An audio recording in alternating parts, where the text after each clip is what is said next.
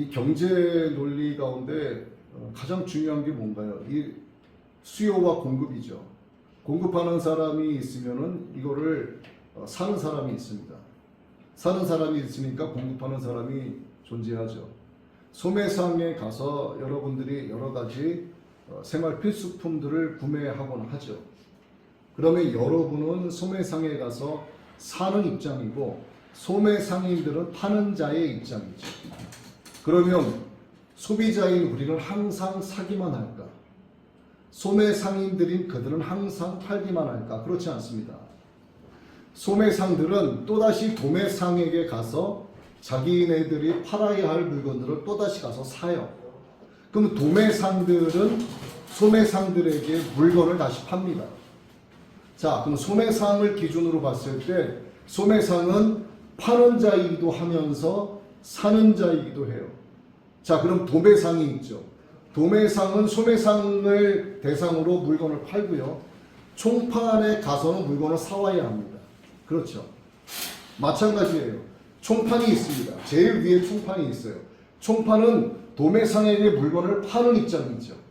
그러나 총판도 어디선가 물건을 공급받아야 하지 않겠습니까? 그게 생산자로부터 물건을 공급받아 오는 거예요. 그래서 야채를 하는 사람들은 뭐 강원도 어디에 뭐 밭대기로 배추를 샀다 뭐 이런 이야기들을 하지 않습니까? 자, 그러면 생산자들은 또다시 파는 자로만 존재할까? 그렇지 않아요. 생산자들은 생산할 물건을 위해서 원재료를 사와야 합니다. 배추를 팔기 위해서 배추의 모종을 사와야 되는 거예요. 그래서 파는 자 따로 사는 자 따로 있는 게 아니라 한 사람이 파는 자가 되기도 하고 사는 자가 되기도 한다. 여러분 요즘에 뭐 당근 중고 거래 많이 하지 않습니까? 가정주부가 아이들 키우면서 책도 사고 여러 가지 아이들 장난감도 사고 그래요. 애들이 자라다 보니까 내가 사온 물건을 또다시 중고 마켓에 올려서 판단 말입니다. 그 소비자도 역시나 사는 사람이 되기도 하고 또다시 파는 사람이 되기도 해요. 그러니까 저와 여러분은 똑같이 파는 자이면서 사는 자다 하는 것을 우리가 오늘 기억을 해야 돼요. 오늘 우리가 본문을 읽었습니다. 밤중이 되자 기다리고 기다리던 신랑이 오셨어요. 신랑이 누구라고 했습니까? 예수님이죠. 신랑이 오셨는데 소리가 들립니다. 보라 신랑이로다 다 맞으러 나오라.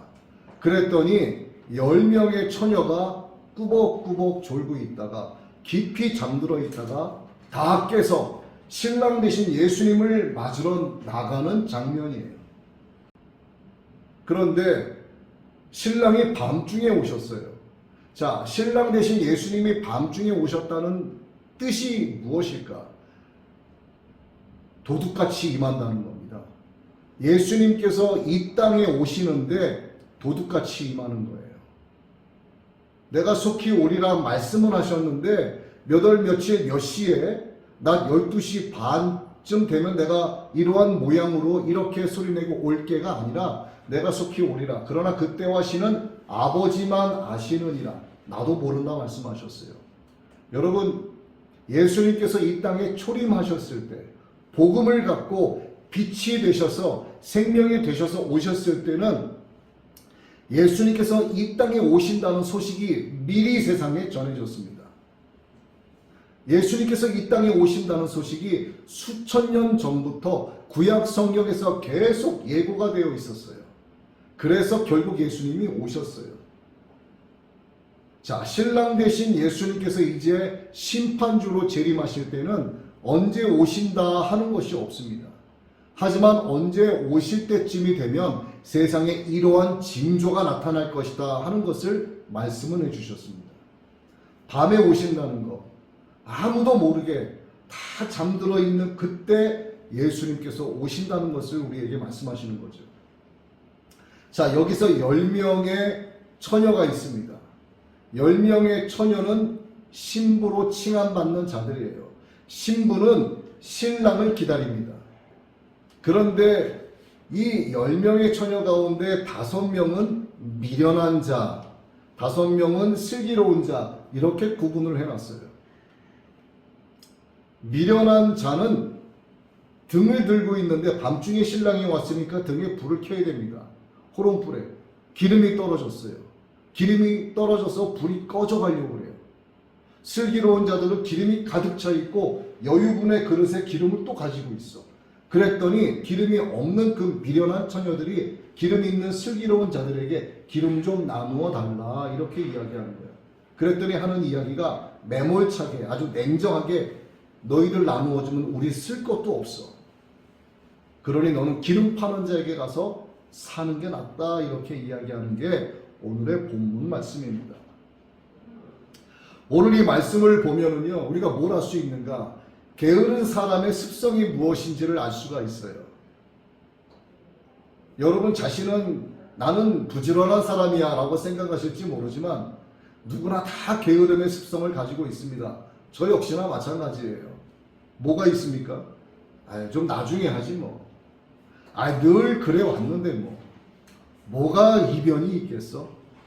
내가 늘 이렇게 살아왔는데 나의 이러한 삶이 어떤 이슈거리가 되기는 하겠어?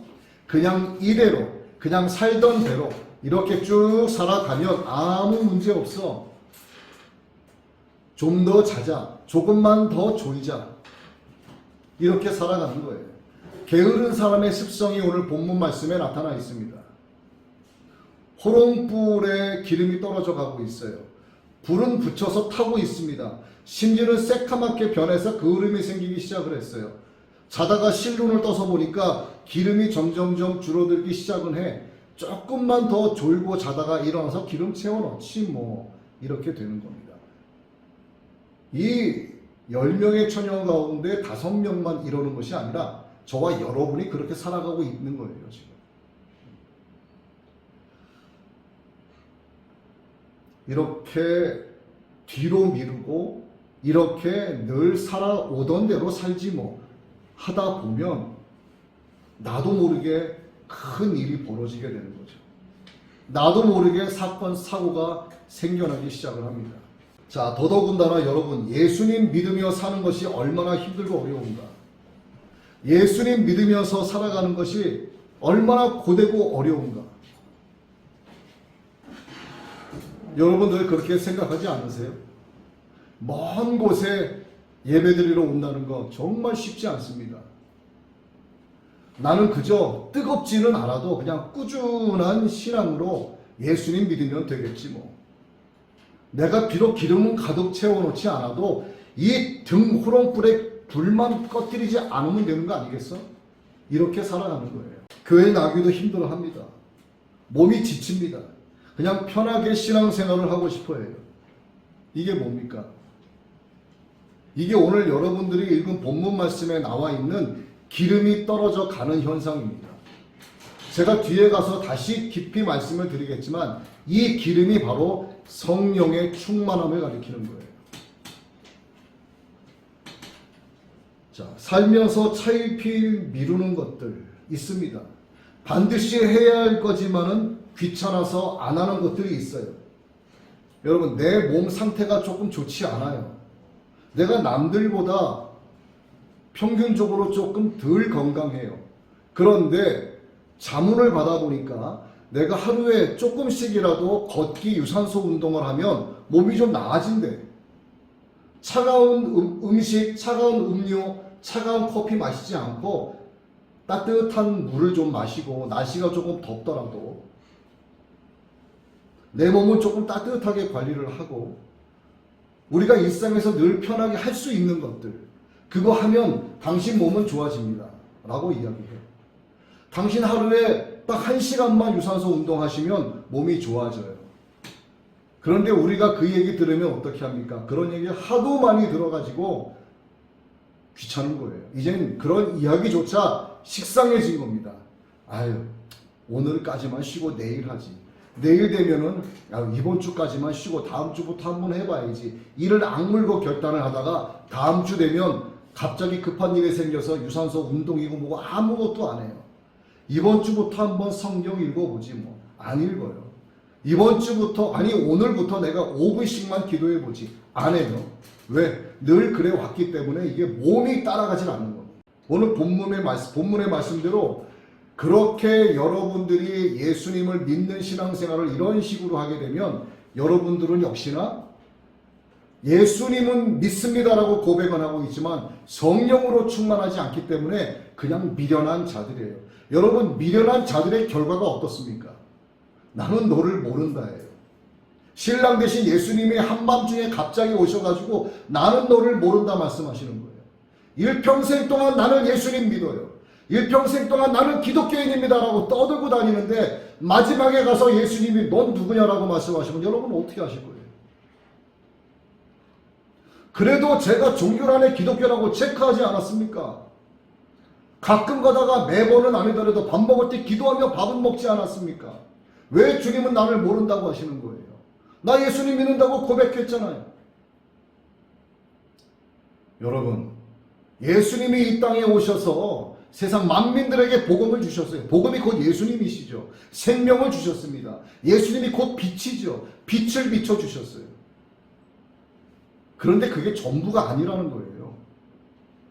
예수님께서 우리가 사도신경을 했을 때 앞에 뭐라고 나와 있습니까? 성령으로 잉태하사. 예수님이 이 땅에 오신 것은 성령으로 잉태하신 거예요. 여러분, 성령을 무시하시면 안 되는 겁니다. 그리고 우리가 뒤에 가서 어떻게 고백합니까? 성령을 믿사오며 거룩한 공예와 성도가 서로 교통하는 것과 이렇게 나아가잖아요. 사도신경에도 성령이 2번이나 등장을 합니다.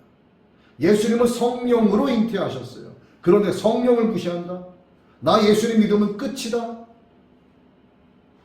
예수님께서 우리에게 원하시는 것이 뭔데? 여러분 단 한 번이라도 생각해 보셨습니까? 주님께서 나에게 원하시는 것은 무엇일까? 내가 예수님 믿는다고 고백하는 수준일까?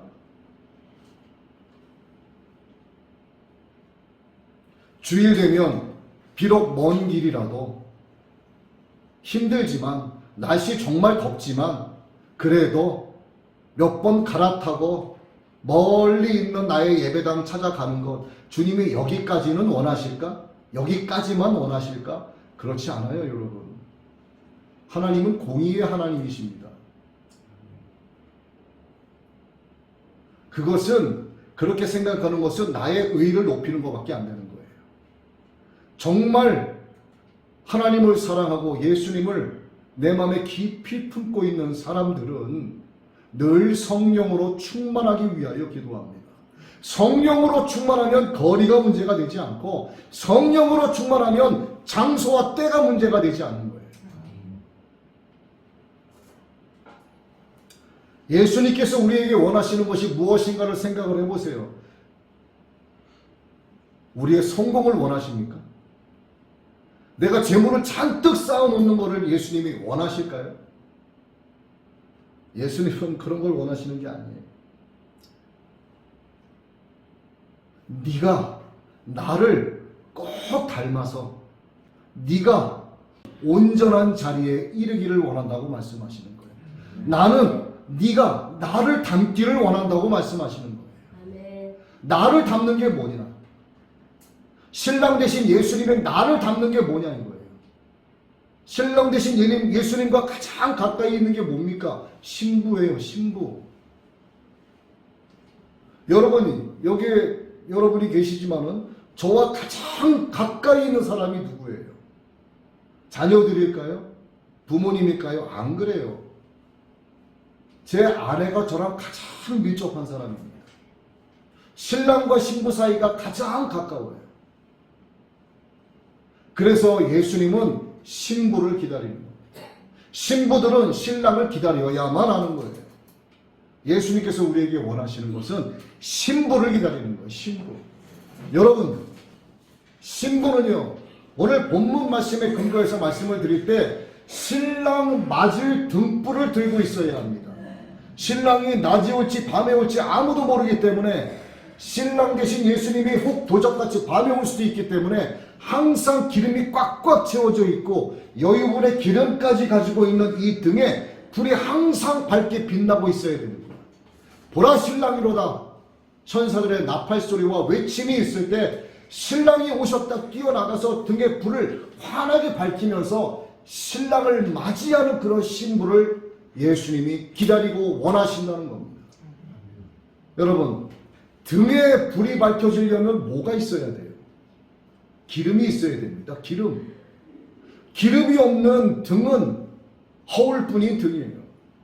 아무리 후레쉬 10만 루베 너무 좋은 성능의 후레쉬가 있어도요, 배터리에 충전되어 있지 않으면 안 켜집니다.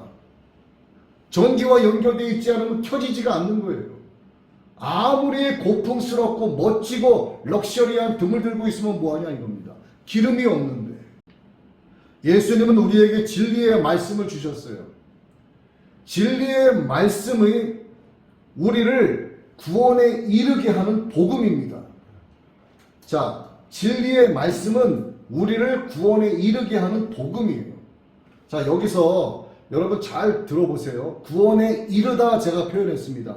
구원에 이르다. 자, 그러면 구원에 이르기까지의 과정이 있다는 것 뜻해요. 그렇죠? 구원에 이르기 때문에 구원에 이르는 구원의 과정이 있다는 것 제가 말씀드리려고 하는 겁니다. 구원의 과정.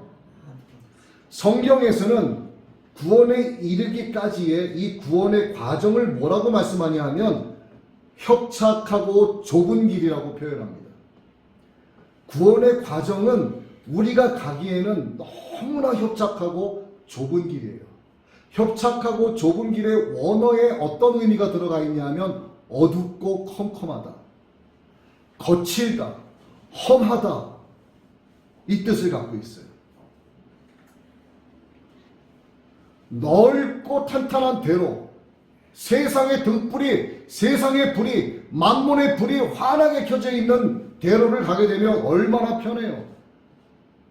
먹고 놀 것도 많고요. 즐길거리, 볼거리가 너무나 많습니다. 그런데 구원에 이르는 구원의 과정, 곧 협착하고 좁은 구원의 과정을 가기 위해서는 우리는 어둡고 컴컴한 길을 가야 돼요. 그 길이 너무나 거칠고 험하다고 합니다. 자, 거칠고 험하고 좁습니다. 협착합니다. 거기를 여러분들이 지나가실 때 상상을 한번 해보세요. 지나가실 때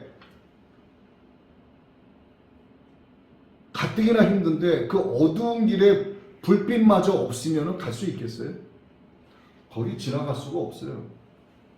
발에 돌뿌리가 나와 있는지, 나무 뿌리가 이렇게 붉어져 나와 있는지, 아니면 지나가는 길에 날카로운 유리 조각이 이런 데 박혀 있는지 어떻게 알겠습니까? 그렇기 때문에 협착하고 좁은 길, 구원에 이르기 위한 이 과정을 걸어가실 때에는, 달려가실 때에는 반드시 밝은 빛이 있어야 되는 거예요. 밝은 빛, 밝은 빛이 있기 위해서는 밝게 빛을 내는 등을 들고 있어야 됩니다. 이 등이 계속해서 비춰지기 위해서는 이 안에 기름이 가득 채워져 있어야 돼요. 그리고 내 주머니에, 내 배낭에, 내 가방에 또 다른 통의 기름을 여유분으로 갖고 가야 합니다. 제가 지난번에도 한번 말씀을 드렸죠. 미국의 요세미티에서 라스베가스 네바다주 갈 때 데스밸리를 지나가요. 죽음의 계곡을 지나갈 때 거기엔 아무것도 없습니다. 거기에 차가 퍼지고 서게 되면은요, 사람이 죽을 수도 있는 곳이에요.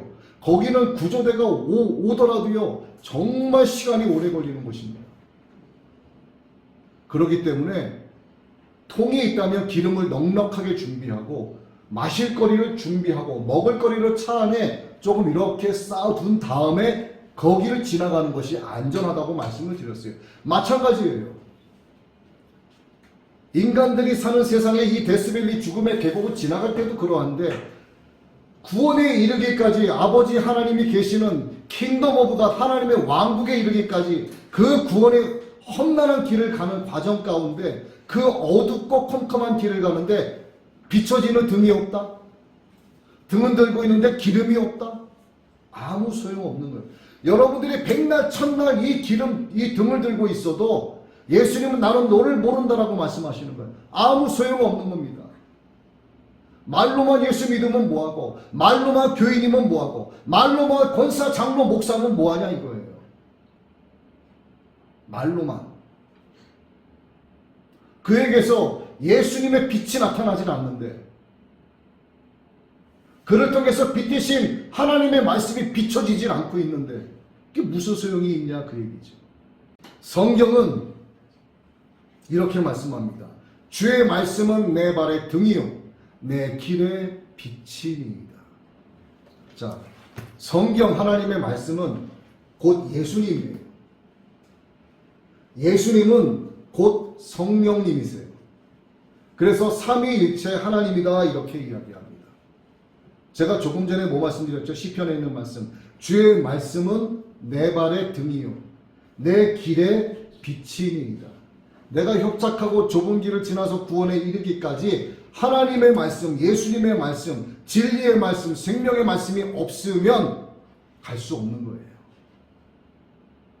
그런데 자, 성경은 제가 이렇게 안고 있어요. 나 예수님 믿어요. 나 기독교인입니다. 라고 이야기는 해. 근데 그의 마음 가운데는 세상 것들로 가득 차 있어. 더럽고 썩은 만몬신의 그 귀신 조물에게 더러운 것들로 가득 차 있어. 근데 성령의 충만함이 없어. 그는 더러운 자입니다. 그는 믿는 자로 시작을 했는지 몰라도요. 시간이 지나면서 하나님이 있는지 없는지 모르겠어. 성령의 역사 있는지 없는지 모르겠어. 불가지로운 자로 변해가는 거예요. 불가지로운 자는 결국 어떻게 된다? 불신자가 된다. 불신자는 결국 어떻게 된다? 즐겁게 신나게 마귀 손잡고 지옥불에 던져진다. 이게 결론입니다. 기름은 성령을 의미합니다. 예수님도 성령으로 잉태되셨어요. 성령을 여러분들이 무시하시면 안 돼요. 성령 충만하셔야 되는 거예요. 요한일서 2장 17절이죠. 너희는 주께 받은 바 기름 부음이 너희 안에 거하니라. 기름 부음이 너희 안에 거한다. 기름이 뭐라고요? 성령이라 이거죠. 성령. 하나님께서 목사를 세우십니다. 주의 종을 세우실 때 기름 부어 세우신다 이렇게 말씀을 하세요. 기름 부어 세우신다. 정말 이렇게 식용유, 콩기름 따가지고 올리브유 머리에 잔뜩 붓고 세우시나요? 그게 아니에요. 성령의 힘입어 안수하여 세우는 겁니다. 여러분 7월 첫 주에 직분 받는 분들도 마찬가지예요. 목사만 그렇게 하는 게 아닙니다. 하나님으로부터 성령으로 기름 부음 받은 주의 종이 여러분들의 직분 받는 자들의 머리 위에 안수하고 그리고 직분자들이 세워지는 거예요. 이것은 제가 드리는 게 아니라 하나님께서 드리는 겁니다. 하나님께서 주시는 귀한 선물이에요. 예수님은 자기 자신을 버리시고 생명을 내어주셨어요. 그리고 승천하시면서 너희에게 보내주겠다라고 약속하신 보혜사 성령을 보내주셨습니다. 그리고 너희가 성령이 오기까지 모여서 기도하라 말씀하셨어요. 예수님께서 승천하시는 모습을 약 600명 가까이 지켜봤습니다. 그들이 모두 모여서 기도하기 시작을 합니다. 그런데 480명이 떠나가고 120명만 성령을 받았어요.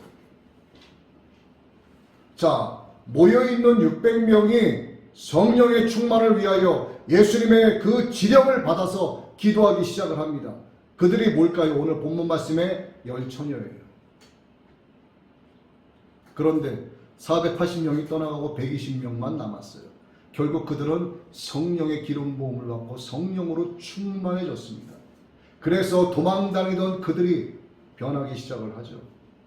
주여 이제는 하감하옵시고 종들로 담대히 주의 복음 전하게 하옵소서 외치면서 거리로 회당으로 뛰어나가는 겁니다. 그러자 3,000명이 회개하고 5,000명이 회개하는 역사가 나타나기 시작을 하는 거예요. 무엇이 역사한 거냐? 성령께서 역사하시기 때문에 나타나는 현상이라는 말이죠. 예수님은 진리의 말씀, 생명의 빛으로 이 땅에 오셨습니다. 그런데 이 빛이 세상에 와서 비추기 시작을 하는 거예요. 예수님께서 이 땅에 와서 많은 유대 민족 이스라엘 곳곳을 다니면서 내가 하나님의 아들이요 내가 복음이요 내가 생명이요 길이요 진리요 나를 말미암지 않고는 아버지께로 갈 자가 없다라고 계속 선포하시고 전도하시면서 다니시는 겁니다. 내가 빛이라 말씀하시는 거예요. 어둠에 거하지 말라 빛에 거하라 예수님이 가르쳐 주세요. 그런데 많은 사람들이 사탄이 덮어놓은 이 어둠의 장막에 짓눌려 살고 있던 그 사람들이 이 빛이 뭔지를 깨닫지 못합니다. 듣기는 들어도 깨닫지 못하고 보기는 보아도 깨닫지 못하는 거예요. 왜? 사탄이 덮어놓은 세상의 어둠의 장막에 짓눌려 살다 보니까 빛이신 예수님을 보지 못하는 거예요. 요한복음 1장 4절로 5절입니다. 이 생명은 사람들의 빛이라 빛이 어둠의 빛이래 어둠이 깨닫지 못하더라. 자, 제가 지금 어둠에 갇혀있는 사람들이 깨닫지 못하더라라고 말씀드린 게 아니라 어둠이 깨닫지 못하더라 이렇게 말씀을 드렸어요. 성경에 기록된 그대로 말씀드렸습니다. 여러분, 예수님을 알지 못하는 자들은요 어둠에 속한 자가 아니라 성경은 그들을 그 자체를 어둠이라고 말씀하고 있어요. 예수님을 모르면 그들은 어둠입니다. 그런데 그들이 깨닫지 못한다고 해서 하나님이 그냥 내버려 두신 게 아니라 한 사람을 보내십니다. 증언자가 있다라고 미리 증언자를 하나님이 세워놓으셨어요. 하나님께로부터 보내심 받은 사람이 있다고 성경은 말씀하고 있습니다. 요한복음 1장 6절로 8절이죠. 하나님께로부터 보내심을 받은 사람이 있으니 그의 이름은 요한이라. 그가 증언하러 왔으니 곧 빛에 대하여 증언하고 모든 사람이 자기로 말미암아 믿게 하려 함이라. 그는 이 빛이 아니요 이 빛을 증거하는 증인이니라. 이렇게 말씀하시죠. 자, 이 빛을 증언하는 증인이다.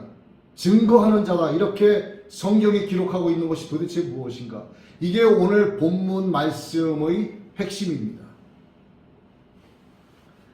자, 하나님께로부터 보내심을 받은 사람이 있다. 그의 역할은 뭐라고요? 이 세상의 빛으로 오신 예수님, 생명의 빛으로 오신 예수님을 증거하는 자. 어둠에 속해 있는 자들, 어둠 자체인 그들에게 빛이신 예수님을 선포하고 전하고 가르치고 그들로 깨닫게 하고 믿고 지키게 하는 역할을 하는 것. 그가 하나님께로부터 보내심을 받은 자라는 거죠. 빛을 증거하는 자라는 겁니다. 이 역할이 바로 기름 파는 자의 역할이에요. 자, 여러분 앞에 제가 지금 서 있어요. 저는 뭐 하는 사람이에요? 그냥 목사라는 직업 가진 사람입니까? 그렇지 않아요. 여러분들이 오늘 이 개념을 정확하게 잡고 가셔야 됩니다. 목사는요, 기름 파는 자예요. 여러분들은 기름을 필요로 하는 자들입니다. 기름을 필요로 하는 자들과 기름을 파는 자의 관계가 소원하고 나빠지게 되면 그는 결국 어떻게 될까? 제가 말씀드리지 않아도 이제 아시겠죠. 그러면 기름 파는 자는 기름 판다고 해서 떵떵거리면서 큰 소리 치면서 권위주의 내세우면서 살아야 할까요? 그렇지 않죠. 이 기름이 어디서 공급이 되는데? 이 기름이 제 거예요? 아닙니다. 이 기름이 바로 성령 하나님이세요. 이 기름은 기름 파는 자의 것이 아닙니다. 예수님께서 보내주시마 약속하시고 보내주신 보혜사 성령님이란 얘기예요. 이 성령으로 충만하라고 여러분에게 말씀하고 있는 지금 이 자리에 저는 여러분에게 기름을 팔고 있는 자로 서 있습니다. 여러분은 기름을 사야 되는 거예요. 기름 파는 자는 순도 100%의 기름을 팔아야 돼요. 이 기름이, 이 성령이 여러분들이 지금 입을 열어서 나 기독교인이네, 나 교회 다니네, 나 장로네, 나 직분 받았네, 그 아무 소용없고요. 그것을, 그 본질을 정말 본질되게 하는 게 성령입니다. 성령의 충만함이 없으면 아무 소용없어요. 기름 파는 자는 기름을 필요로 하는 자가 성경적인 신앙관을 갖도록 말씀을 강론하고 가르치는 자예요. 성도 여러분들께서 정말 간절히 원하고 바라고 소망하는 것들이 있을 겁니다.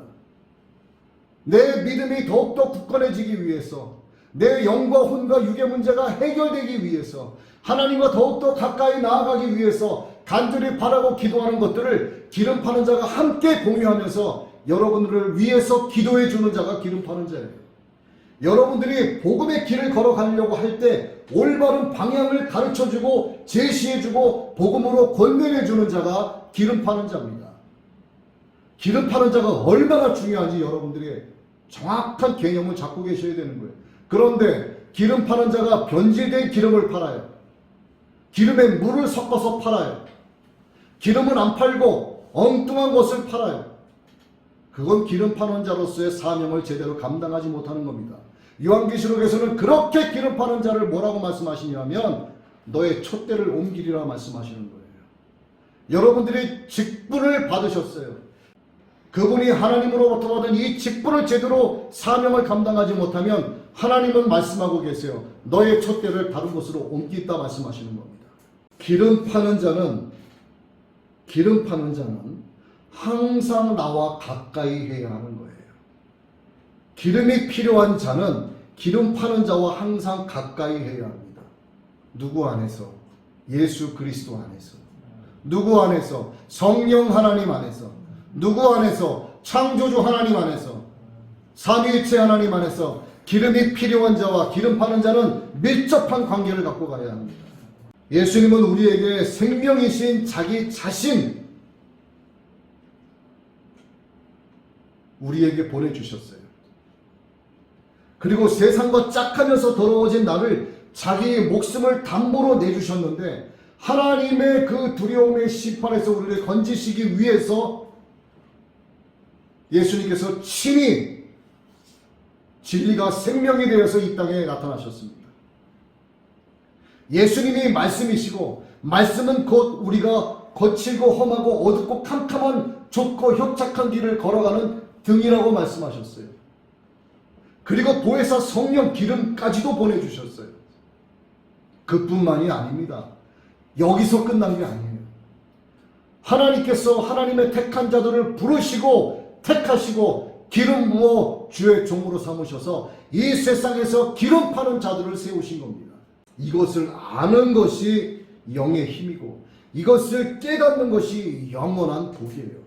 이것을 여러분들이 들으셨으면 믿으셔야 하고 깨달으셔야 하고 믿어야 하고 지켜서 행해야 합니다. 기름 사는 자는 기름이 떨어지지 않도록 기름 파는 자와 순도의 100%의 양질의 기름을 파는 자와 가까이 하면서 늘 기름을 공급받아야 하고 기름 파는 자는 늘 순도 100%의 기름을 준비하고 있어요. 그래서 뭐라고 말씀하십니까? 너희가 믿을 때에 성령을 받았느냐? 우리가 마음으로 믿어 의에 이르고 입으로 시인하여 구원에 이른다 그랬어요. 그렇죠?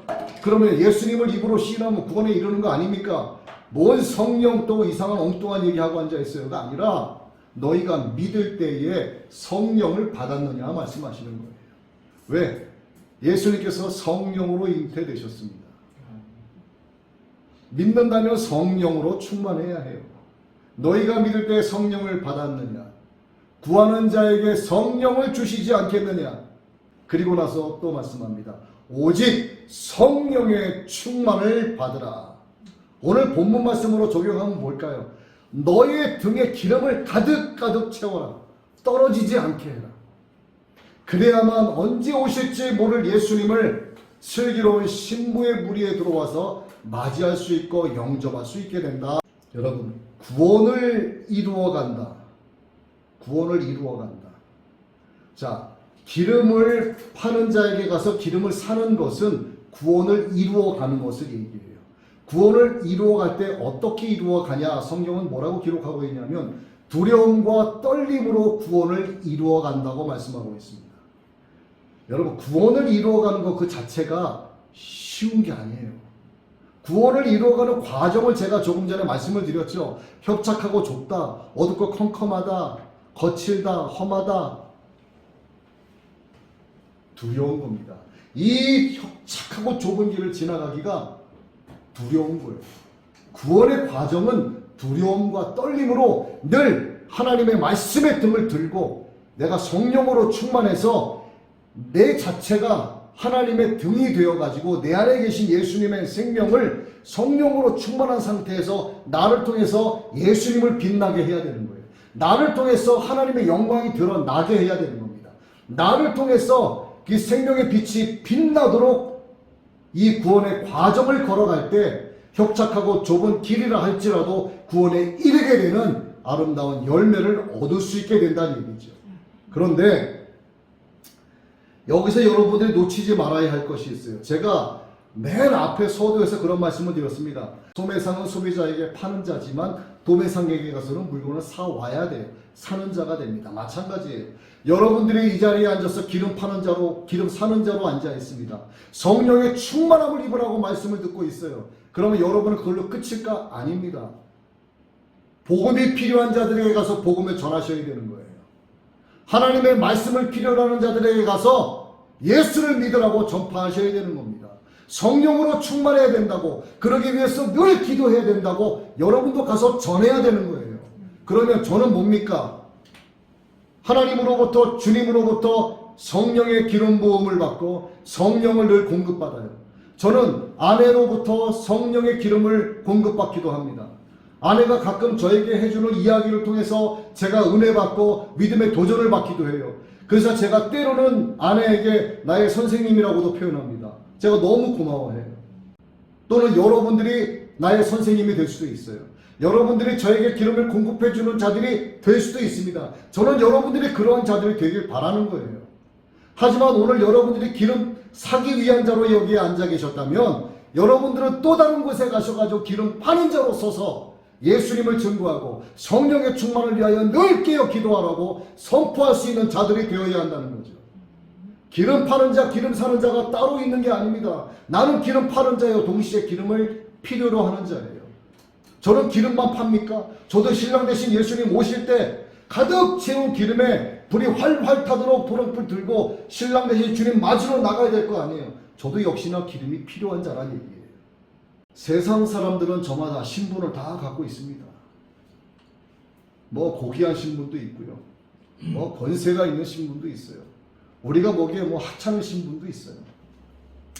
세상만 그럴까? 교회 안에도요. 이 기독교에도 신분이 있습니다. 오늘 우리 본문 말씀에 열처녀 나오죠. 열처녀도요. 두 가지로 나누어지잖아요. 미련하다 일컬음 받는 자들이 있고요. 슬기롭다 일컬음 받는 자들이 있어요. 제가 다시 한번 언급을 하지만 미련한 자들은 등을 들고 있어. 기름이 없어. 슬기로운 자들 등을 들고 있어. 그런데 기름도 가득 준비되어 있고 여유분의 다른 그릇에 또다시 기름까지 있어. 똑같이 신랑을 기다려요. 똑같이 예수님을 맞이하기 위해서 기다리고 있습니다. 저와 여러분 똑같이 이 자리에 앉아서 신랑 되신 예수님, 나 하나님 나라 천국 가고 싶어. 나 낙원에 이르러서 심판받고 천국 들어가고 싶어. 그러고 있죠. 그런데 열처녀 가운데 미련한 자와 슬기로운 자가 나누어지는 것처럼 오늘 저와 여러분 이 자리에 있는 자들 가운데 여기 모두는 슬기로운 자일까? 여러분 그렇게 생각하시면 대단한 착각이라고 제가 말씀드릴 수 있습니다. 그렇지 않아요. 여러분들 가운데도요 딱 나눠져 있어요. 여러분은 스스로 나는 아닐 거야 라고 생각할지 모르지만 적어도 저는 보입니다. 적어도 저는 그게 보여요. 그럼 저만 보일까요? 뭐 하나님은 애꾸눈이고 예수님은 뭐 장님입니까? 다 아시는 거예요. 심령을 감찰하시고 그의 중심을 보시고 성령으로 충만하면 그가 어떠한 자인지가 보인다니. 그러나 아직까지 우리에게 기회가 있습니다. 아직 예수님이 오지 않으셨어요. 그래서 우리는 똑같이 나 예수님 믿어요 하면서 등을 들고 있지만 누가 성령으로 충만한지 성령의 기름이 바닥나 있는지는 서로 잘 몰라. 그래서 현재까지 우리는 어떻게 표현할 수 있냐면 고귀한 신분을 아직은 가지고 있는 자다 이렇게 말할 수 있어요. 왜? 신랑 되신 예수님을 우리가 같이 기다리고 있으니까 우리는 다 고귀한 신분이야.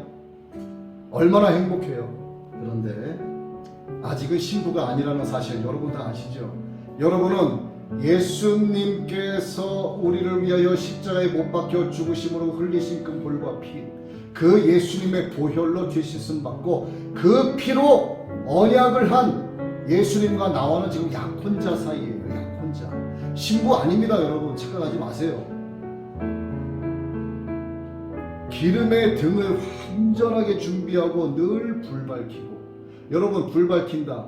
이 불이 붙어있는 심지가 오래되면 새카맣게 타요. 심지가 새카맣게 타면 그을음이 생기기 시작을 합니다. 기름이 아무리 많아도 좋은 불빛이 나지 않아요. 어떻게 해야 될까요? 아실 거예요. 더러운 심지를 싹둑 잘라버리고 깨끗한 심지를 또 뽑아서 불을 붙이면 깨끗하게 불이 나오죠. 성경에는 이 말씀이 나오지 않지만 이게 뭘까? 충분히 이거는 상상할 수 있는 이야기예요. 이게 바로 날마다 죄로 더러워져 가고 있는 우리의 죄악을 이야기합니다. 심지를 더러운 거 가위로 확 잘라 버리듯이 여러분들이 날마다 하나님 앞에 나와 예수님의 보혈로 죄 씻음 받아야 한다는 걸 말하는 거예요. 그래야만 신부로 나아갈 수 있는 겁니다. 그래야만 약혼자에서 신부로 확정받을 수 있는 거예요.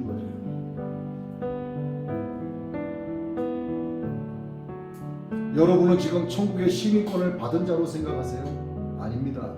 여러분은 지금 천국의 영주권을 받은 자들이에요. 영주권은 임시예요. 아무것도 아닙니다. 시민권을 받으려면 어떻게 해야 돼요? 정말 킹덤 오브 가스로 가야 돼요. 하나님의 왕국으로 가야 됩니다. 예수님의 신부가 되어야만 하는 거예요. 나 천국의 시민권이 있네, 이런 이야기는 아무 소용없는 거예요. 나 주님의 신분에 아무 소용없는, 다 틀린 얘기예요. 여러분은 그냥 약혼자밖에 안 돼요. 지금 약혼이 파혼될 수도 있는 겁니다. 나 너 같은 여자 필요 없어, 이럴 수도 있는 거예요. 왜? 기름도 없는데. 여러분 모두가 주님의 신부 되길 바랍니다. 예수님의 정결한 신부가 되기를 바랍니다. 내 등이 기름이 채워져 있는가를 날마다 확인하시고 날마다 깨어 성령의 충만을 위하여 예수 그리스도께 간구하고 구하는 여러분 되시기를 바랍니다. 여러분, 기름 파는 자가 되든 기름을 사는 자가 되든 이쪽이든 저쪽이든 간에 관계없이 누구든 기름은 가득 채워져 있어야 한다. 성령으로 충만해야 한다는 것. 그래야만 주님의 신부로 인칭받을 수 있다는 것. 오늘 이 말씀을 여러분 꼭 기억하시고 여러분들이 기름을 가득 준비하고 성령으로 충만한 예수님의 신부 되시기를 주님의 이름으로 축복합니다. 이 시간 온유한 주님의 음성을 듣기를 간절히 사모하는 마음으로 찬송하겠습니다.